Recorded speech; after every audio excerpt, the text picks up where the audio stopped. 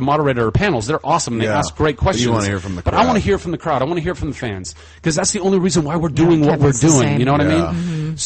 So basically, what I wanted to do is I wanted to create a place. That was just one thing about it, but I wanted to create a place, my own little slice of Comic-Con, if you will, not to compete with Comic-Con because again, I have nothing but respect and love for what those guys are doing, but to almost kind of complement, almost give it like another little spot.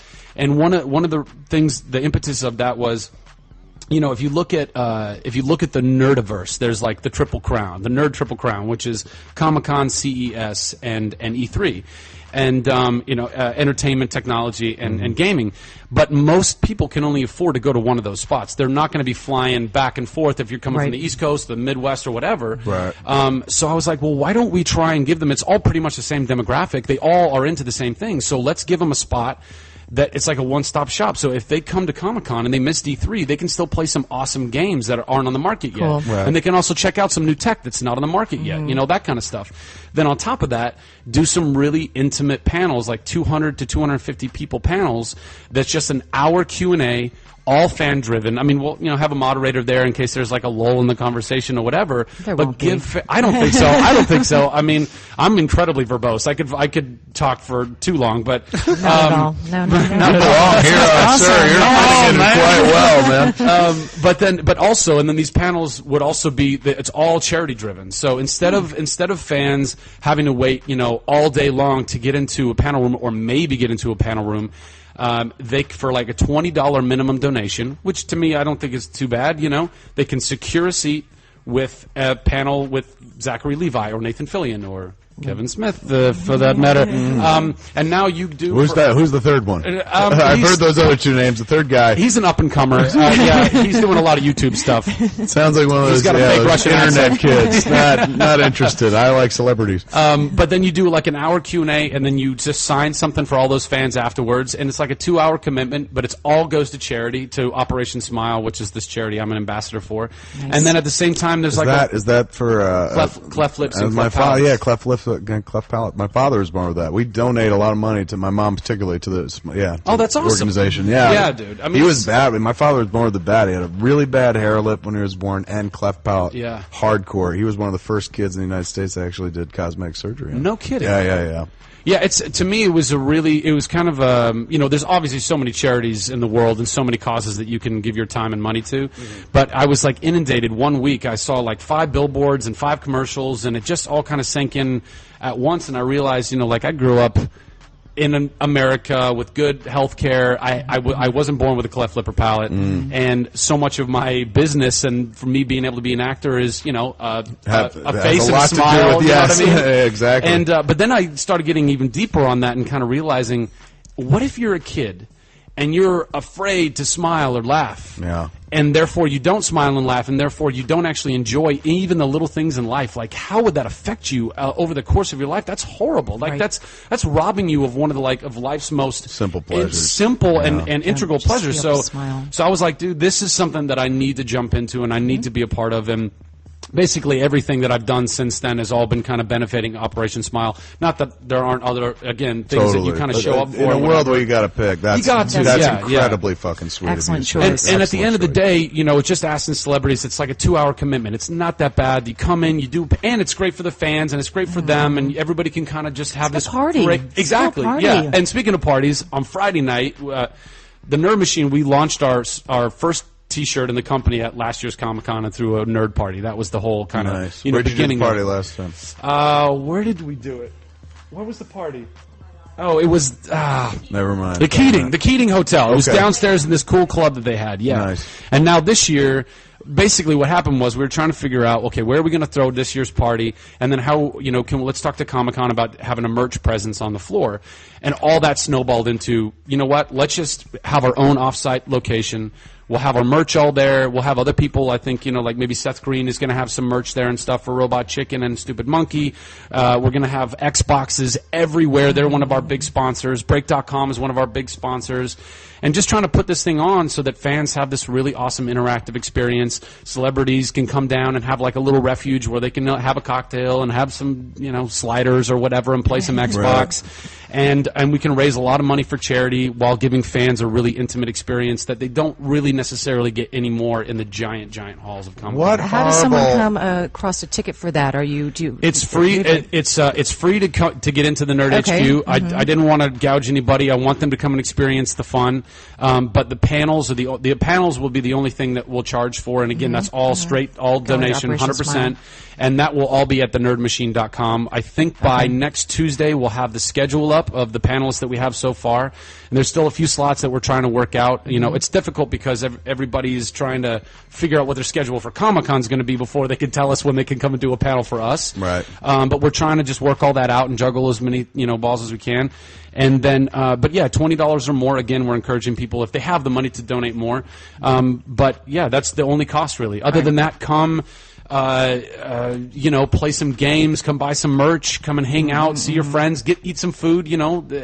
I love the idea that the gas lamp down in San Diego could be, I mean, it is in some ways, and could be even more like this almost South by Southwest. Like everybody just kind of milling about and going to different venues and seeing a signing over here or a panel over there, I mean, it's such a right now awesome... it's kind of contained to the convention center, and it started in the last 5 years spilling out into like the hotels across the street, exactly, and into the gas lamp district. It is neat. It's like it's becoming campus-like. Yeah, like a Sundance just kind of sprawls or something like that. So, what horrible thing did you do in a previous life? Were you a Nazi? Like, why are you atoning and doing such wonderful things? You're such a sweet guy. Did you wake up one day and you were like, I was Hitler. I got to turn it up, man. I got to be good in this life. We specifically asked you not to bring up any of those Hitler references. Listen to me, Kevin. You're a sweetheart of a fucking dude. It's not even like, if I got involved in the smile thing, it'd be like, well, my father, it happened to my father. You're just like, kids should smile. Come on, dude. That's fucking up with people. That's sweet. Well, look, I just think that, I think that it's important to take care of your fans and take care of your audience, because I think that that's what the world of entertainment is all about. Why are you an entertainer if not for your audience? If you're doing it for each other, you're just jerking each other off. I'm not about that. I don't want to do that. I want to make stuff that they actually care about. That has its place, too. but lower on the chain. Yeah, of course.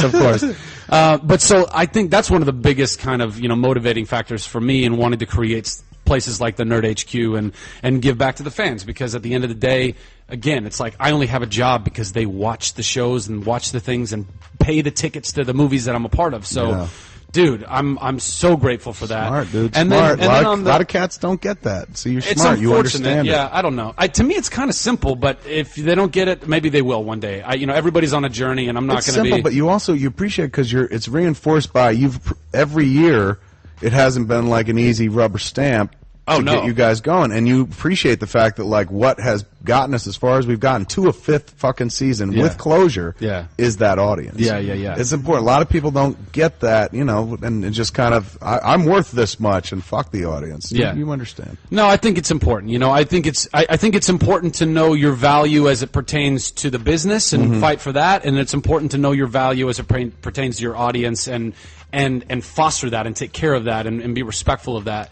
And then on the philanthropic stuff, I just think, look, we've been given these ridiculous positions in this world where people listen to what we say, whether they should or shouldn't, Right. And we have this power. And I may be butchering this quote, but I think Bono said at one point, he's like, he said, fame is currency, and I intend to spend mine well. And I think that really sums it up well. It's like, you can do something. You have a platform, and you can use it for the dark side, or you can use it for the good side, the light. You know what I mean? So I just think that I would rather go and direct people and just be like, yo, help out, do something. You know what I mean? This is a good thing, and if I can draw people's attention to something, then so be it. So I don't know. And yes, I was Adolf Hitler in a previous. I knew it was a fucking hook. You are a sweetheart, dude. Can I go to the Nerd HQ? Or I would more than anything. I want you. I'm to be there all weekend, so okay. Lord knows I'm gonna have time. We'll give you the whole rundown of events and stuff like that, and whenever you want to pop in, we'd love to have you. And again, we can put all of this information up on Sermon. Yeah, if you're apparently it crashed today because so many people went there. Oh, really? Yeah, you brought in a lot of people, man. A lot of kids. The Twitter stream is blowing up. You come with your own. Yeah, so all of your information about Operation too. Smile, about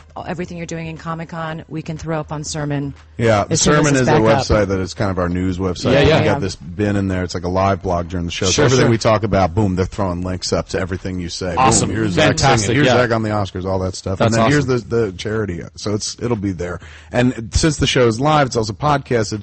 When they download it, they can go back and follow through like days later, years later. Right, so they can always click on links. Every little bit helps, We're just trying to get people down there and having a good time. So you're a good guy. Where do you live in town? I live in Studio City. So you're not too far. No. You can come back anytime. You're fucking up with people, person. Oh, dude, come on! Well, you're fucking charming. You're funny. You're easy to look at. You're fucking. Kevin, are you trying to seduce me? I'm just saying. Here's my leg up on the bed. Look through it. You should come back after Comic-Con and tell us how it all goes. That'd be awesome. Yeah, Okay. for sure. Thing. For sure. Yeah. Do a little wrap up and just kind of, I mean, I'm hoping that everything works out well and we can do it in the years to come. Sure. And even go to like CES with it or go to E3 with it. Because again, it's like trying to bring all those three worlds together. So. And you're a smart cat. Spin a bunch of plates, dude. I'm trying. Yeah, it's a big world, and you gotta be like entrepreneurial. And this business changes constantly, and nutty, like bro. a lot of cats being caught unawares. Like, what do you mean it's not the old way? Spin a lot of plates, figure out what works, and work them all. He can see where the puck is going. He does. Zach Levi knows where the puck is going. Hockey reference? That was a total hockey reference. Give it up for Zach Levi. Thank you so much for having me, guys. Thank you so much. And check out the Nerd Machine. Follow him on Twitter at the Nerd Machine. Is for the Nerd Machine. Yeah, follow the Nerd Machine and follow at Zachary Levi. Both of those. That would be great. You're a good dude. Thanks for hanging out with us here on Plus One per Diem today. Schwabach's got to get the fuck out so she can go to Vegas. With all the other lucky cougars, pumas, and milfs on that bus. And don't forget, tonight is Small Editions at 8 o'clock at the John Lovitz Podcast Theater. That's me sitting down with three very, very funny ladies, Bethany, Christina, and Nikki. And that's at 8 o'clock. Be there. You want to see that? That has something to do with our Over the Hill TV thing I'm talking about. And then 10 o'clock, me and Ralph doing Babylon this week on Friday instead of Saturday. Live marriage on Sir this weekend. It's Saturday. Is that correct? At 4 o'clock. If you listen to it, going east, and we're doing our first wedding ever from the Secret Stash. Big ups to Jay Moore, who we launched his podcast yesterday. He went to #1 instantly.